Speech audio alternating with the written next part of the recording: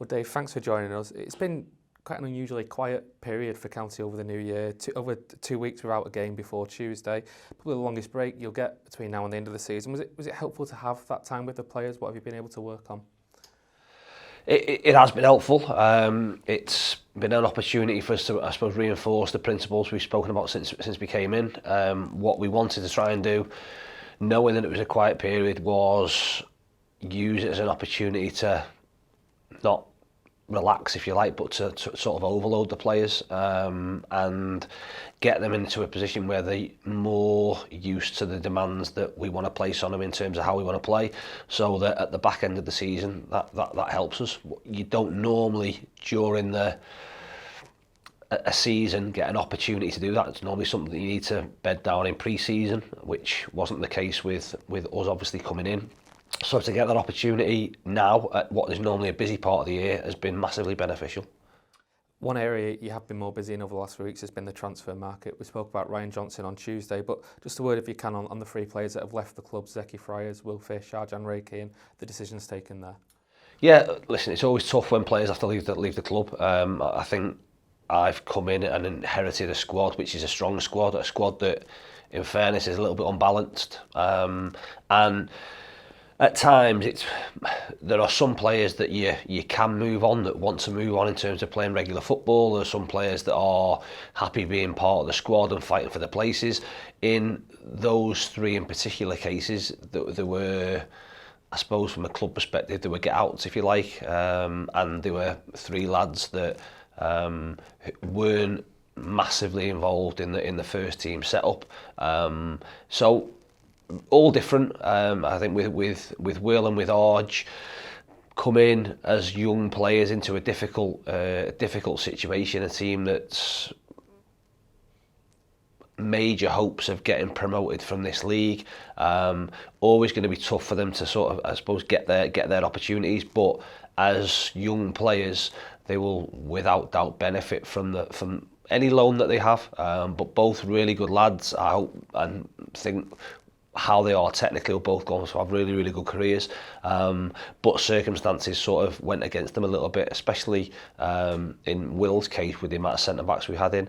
Zeki, a little bit different, obviously, came in and signed a sort of shorter term deal, has had his injury problems, and hasn't been involved in the team, if you like, but from his side of things, it's probably the best shape he's been in, and like I say, some are easier to do than others in terms of where we stood. We knew there was an opportunity of potentially bringing Jono in, and with sort of Kitch down that side, and with Ryan, that Zeki's football would be sort of limited.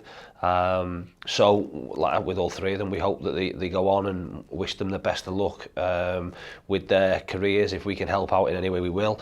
They've been brilliant since I came in, and have played a big part in what we've done, although not a big part on the pitch in terms of what's happened off the pitch and what's happened around the training ground and in the dressing room and on the training pitch on the grass. They've had a huge input. So fingers crossed they do really, really well. And the other player that's left, of course, is Ethan Pye, going out on loan to Spennymoor for 3 months. And I suppose from his perspective at 18, that's all about going out and having the opportunity to have first team minutes. Brilliant opportunity for him. We envisaged it might have happened a week or two earlier, but for him, like I say, he's dipped his toe in, if you like, and played a couple of National League games, which is probably ahead of where potentially the club thought he would be when he was brought in, which is brilliant. It now gives him an opportunity to, certainly for the next month, to get some minutes and some competitive football in what is a strong division, and then we'll see where we're at beyond that. He's still, like I say, a very young player. Probably still questions to be answered as to where he sees his best position. I know in his first game at Spennymoor he started as a left back, and we'll monitor that situation. But if we can get him experience, certainly at that level, that will benefit everybody. With those outgoings, is it a case of you looking to bring in replacements for those players, or was it more a case of streamlining your squad a little bit? Yeah, the squad was heavy and probably still is a little bit heavy, a little bit unbalanced.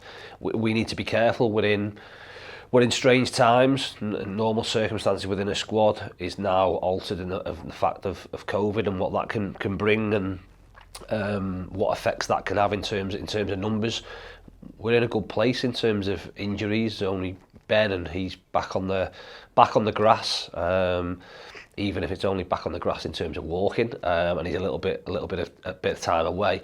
But there's so many things that we can't account for, so many variables that are different now than have been over the last sort of 2 or 3 years. So we've got to make sure we've got enough numbers in the building without it being overloaded. Although we've had a quiet period over the last month, the next month is a busy one for us.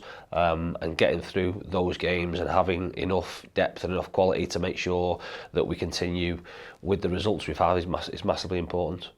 Looking ahead more to the weekend, you've made it clear in the past that this is a competition you're going to be taking very seriously this season, but you hinted on Tuesday that there might be changes in the team. How much rotation are we likely to see?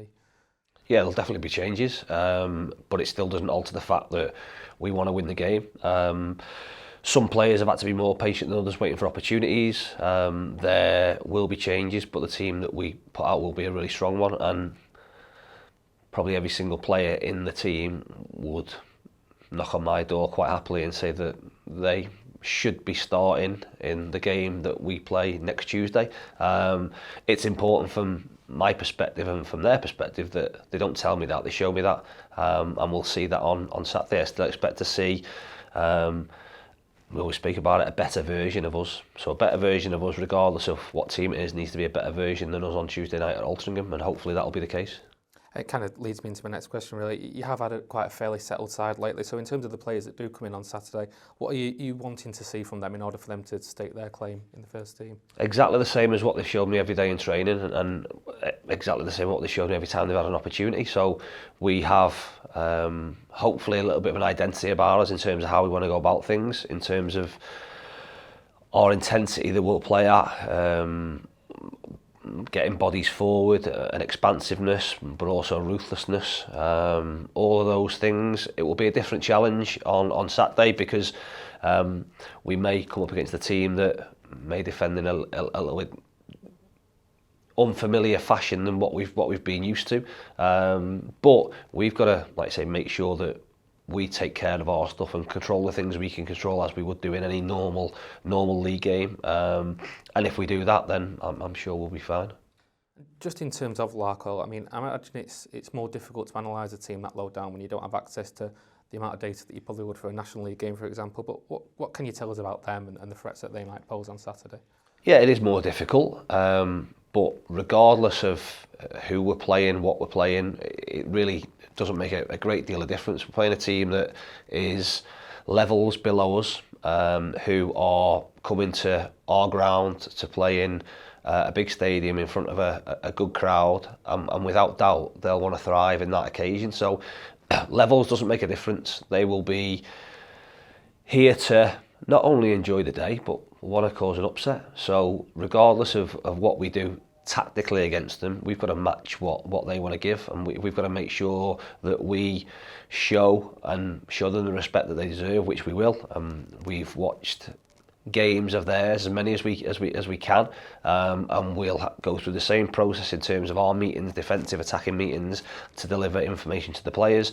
It'll be important then they carry that out in order for us to get a positive result. But I expect them to be positive. I expect them to work really hard, to thrive in what will be a brilliant atmosphere for them. But ultimately, hopefully, come up against a team that they sit back and go, they're good, and the levels they reach or we reach is something that they aspire to get to. We've got to make sure we match them on all fronts, and then hopefully our quality shows up at the end of the day. Dave, thanks for your time and all the best on Saturday. Cheers, Liam. Thank you.